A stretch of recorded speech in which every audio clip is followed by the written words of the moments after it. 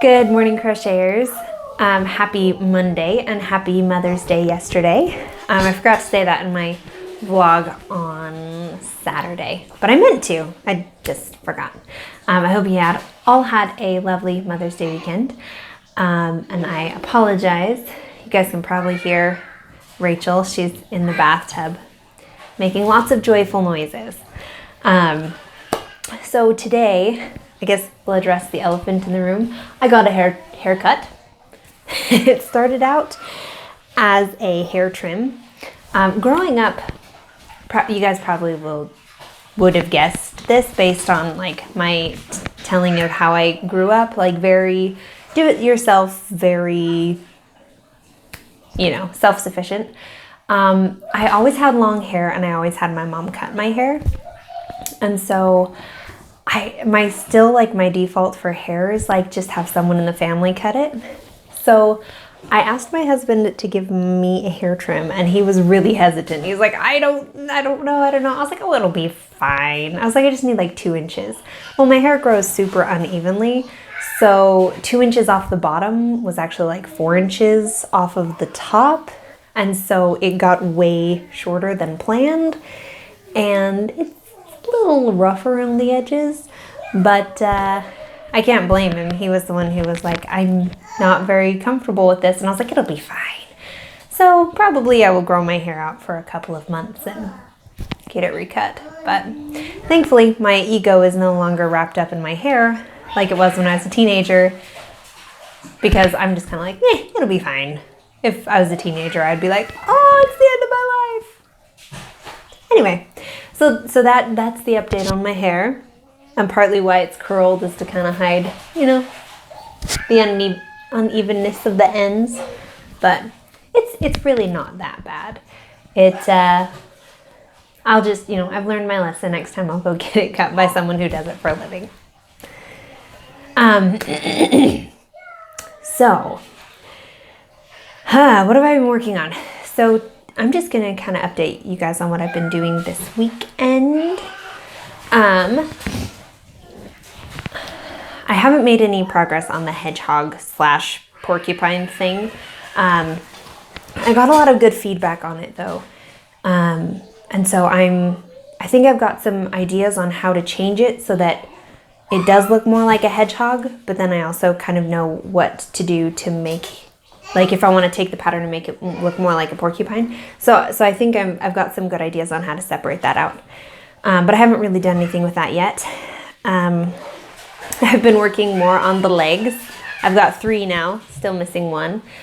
These front 2, this is for the deer. I did a different leg shape. Actually, all of these legs are different shapes because I'm trying to figure them out. This is definitely a rough draft body. Because I thought that the back leg was maybe a little bit too stocky. And so I tried to slim it up. And I like how this foot was better than this foot. And so then I tried to slim this one at the top a little bit even more. I'm just trying to get a better profile, which I don't know if I've completely succeeded here. So probably the 4th leg, I'm also just kind of experimenting. So this has been interesting trying to do something kind of in just one continuous shape. But I am liking it.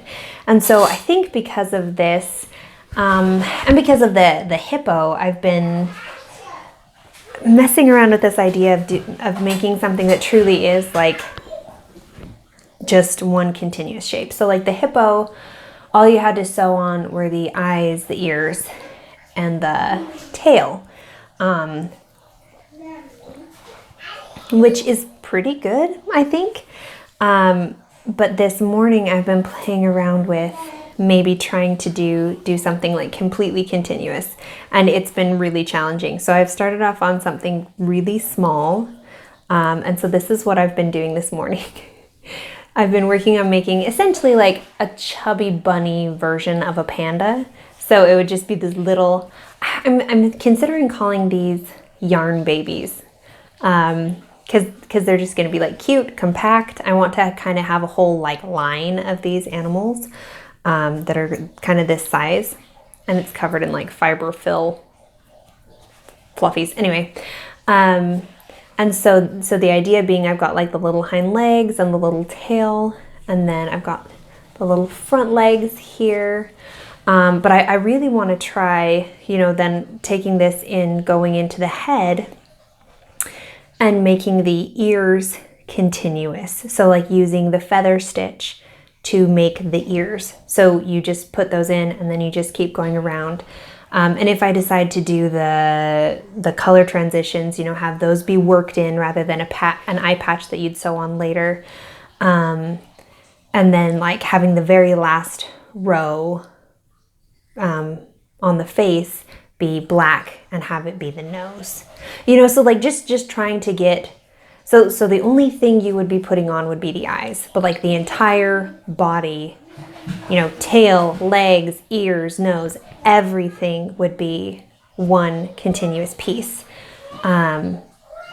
With like, and the eyes, you could do safety eyes, and then those would be pretty quick and easy as well. So I'm just messing around, playing with some things here, because I find it really fun. And it's also kind of an exercise. I actually had the head like built up to about there, and had to tear it out because the problem with having something be continuous is that you have to make sure that your stitches are right, so that, you know, so that the head goes on in line with the tail, you know, that the head is not like skewed to the side. And that's what was happening, was I was getting some pretty bad skewing. So that is what I've been working on this morning.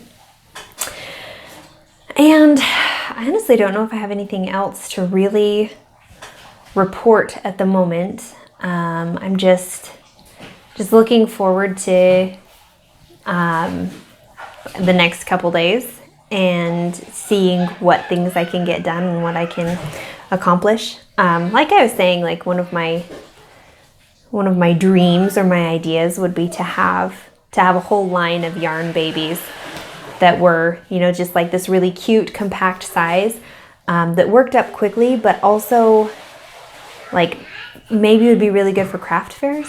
I personally don't, I haven't done any craft fairs. That doesn't mean I won't ever.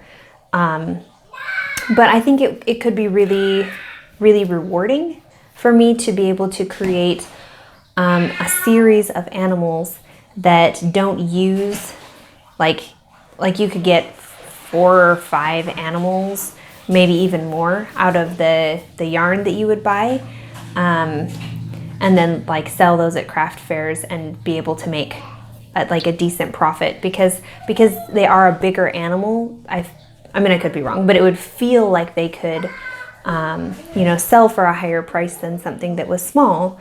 And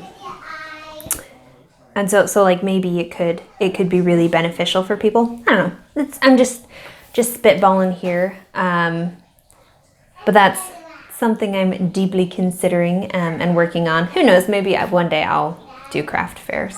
I don't know, it sounds terrifying. I'm a little bit of an introvert when it comes to things like that, so we'll see. Anyhow, I hope you guys have a marvelous rest of your Monday, and I will talk to you again soon on Tuesday. Tuesday we're going to do the live at 7 o'clock p.m. Central Time. So I'd love to chat with you guys there. I'm going to think of some talking points to kind of get us through that. And we'll probably do it for an hour, just like we did last time. So anyway, you guys take care, and I will talk to you tomorrow. Bye.